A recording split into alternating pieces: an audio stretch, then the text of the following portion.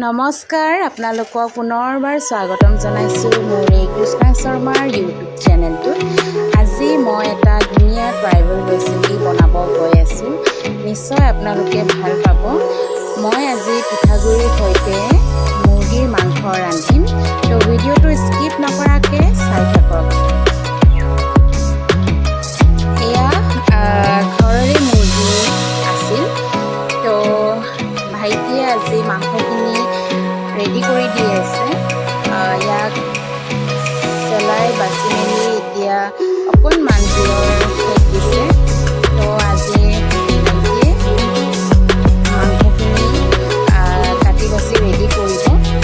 দিনটো বহুত গৰমৰ মাজেদি পাৰ হ'ল, তো এতিয়াও মই অকণমান আগতে গা ধুই আহিছোঁ। আজি কমেও মই 4-5 বাৰমান গা ধুই আহিলোঁ।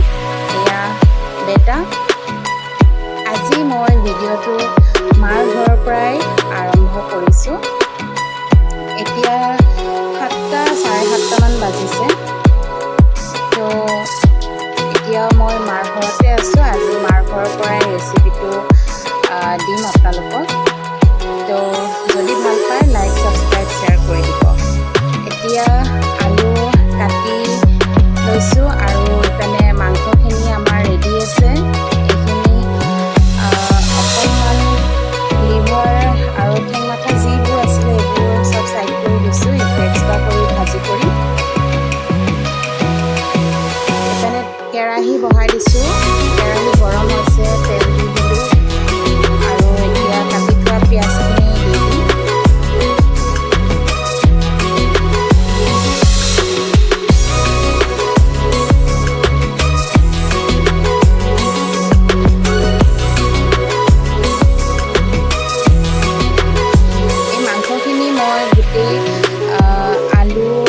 লগত ভাজি ল'ম, মছলা আলু চব ভাজি ল'ম একেলগে।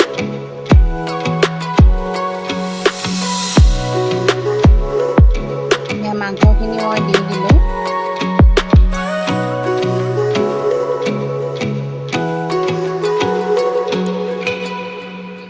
ইয়াত আলু একেলগে দি দিছোঁ।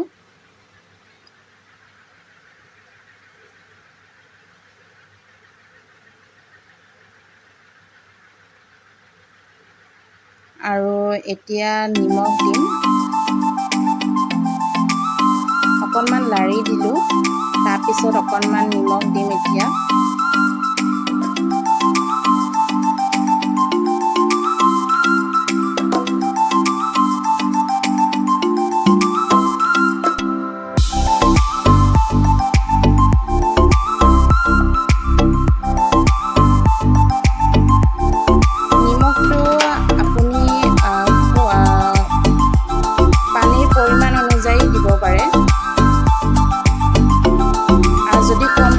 হ'লেও দিব পাৰিব।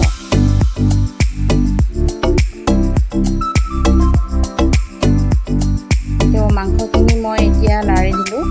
মছলা পাতি আমি এতিয়া একো নিদিওঁ, ইয়াৰ পানীখিনি শুকাব লাগিব, তাৰপিছতহে আমি দিম। তো এতিয়া লাৰি কিনে অলপ ঢাকনি দি দিলোঁ। এয়া চাওক, অকণমান পাছত এতিয়া লাৰি দিছোঁ আকৌ।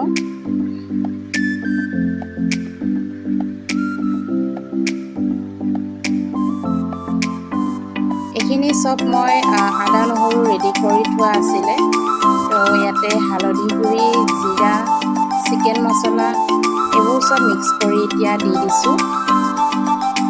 এতিয়া এইখিনি লাৰি দিম, লাৰি দিয়াৰ পিছত ঢাকনি লগাই দিম। এইখিনি চব মছলা পাতি আলু মাংস অলপ সিজি যাব লাগিব, পূৰা ভাজা যায়, সিজি যাব লাগিব। তাৰপিছতহে আমি ইয়াতে পানী দিম।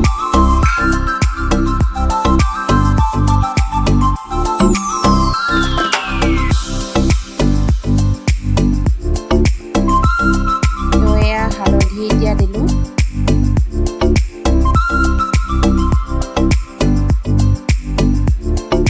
আপোনালোকে কোনে কোনে এনেকৈ পিঠাগুড়িৰ সৈতে মুৰ্গী মাংস খাই পাইছে, আৰু খাই যদি ভাল ভাল পায় তেতিয়াহ'লে কমেণ্ট কৰিব আৰু যদি আজিৰ এই ভিডিঅ'টো ভাল পায় তেতিয়াহ'লে লাইক কৰিব।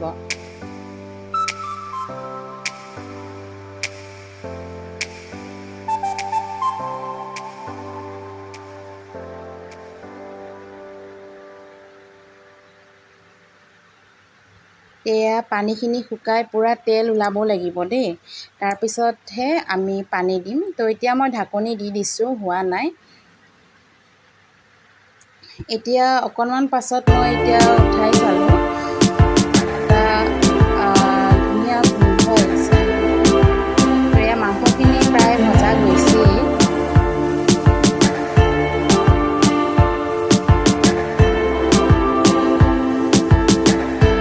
চাওকচোন কেনেকৈ তেল ওলাইছে।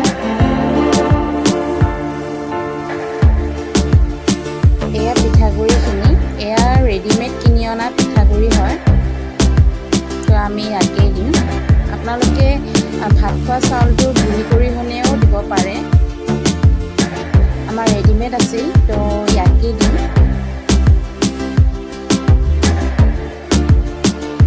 আলুখিনিও সিজি গৈছে, তো এতিয়া আমি পানী দি দিম আৰু এয়া পানী দিলোঁ। পানীটো অলপ বেছিকৈ দিলেই ভাল হয়, কাৰণ মাংসখিনি যিহেতু লোকেল মুৰ্গী হয় অলপ সিজিব লাগিব। এয়া ঢাকন দি দিছোঁ। এয়া চাওক, উতল অহাৰ পিছত আমি গুড়াখিনি দি দিলোঁ। তো পানীটোক চাই কেনে আমি গুড়াখিনি দি থাকিম। গুড়াখিনি আপোনালোকে যেতিয়া দিব ছটিয়াই ছটিয়াই দিব, নহ'লে এইটো চপৰা বান্ধি যায়।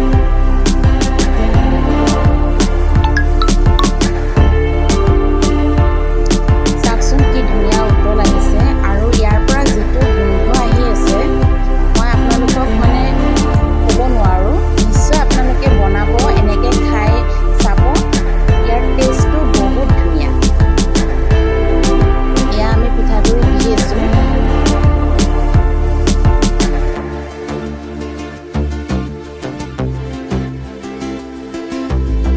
এনেদৰে আপুনি পানীৰ পৰিমাণটো চাব আৰু পিঠাগুড়িটো দি থাকিব।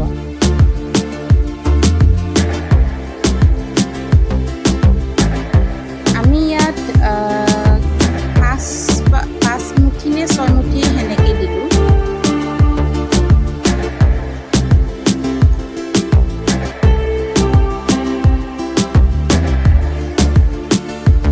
এচা পূৰা উতল আহি আছে। এই আলুখিনি পূৰা সিজি গৈ গলি নাইকিয়া হৈ যাব লাগিব। লাৰি দিছোঁ। ইয়াত আপুনি ক'তো দেখা নাপাব যে গুড়িখিনি চপৰা বান্ধিছে, চব ধুনীয়াকৈ মিক্স হৈ গৈছে।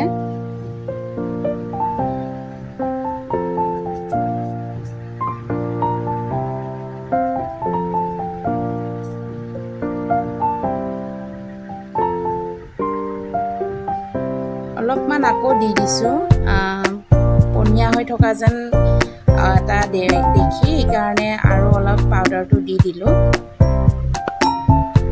তো সেনেকৈ আপোনালোকেও বনাব। ইয়াত একো খাৰ ইউজ কৰিব নালাগে।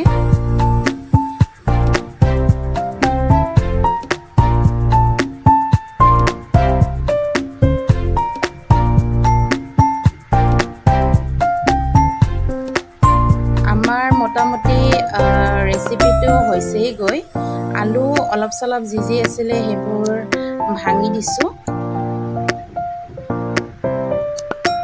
আৰু 2 মিনিটমান উতল অহাৰ পিছত আমাৰ আজিৰ এই পিঠাগুড়ি আৰু মাংসৰ ৰেচিপিটো সম্পূৰ্ণ হৈ যাব। তো এয়া চাওক, ধুনীয়াকৈ চব্জিখন গোটা হৈছে।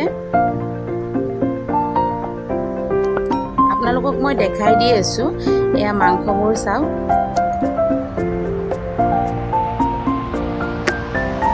তো যদি ভাল পাইছে আজিৰ এই ভিডিঅ'টো, ছাবস্ক্ৰাইব, শ্বেয়াৰ, লাইক কৰি দিব।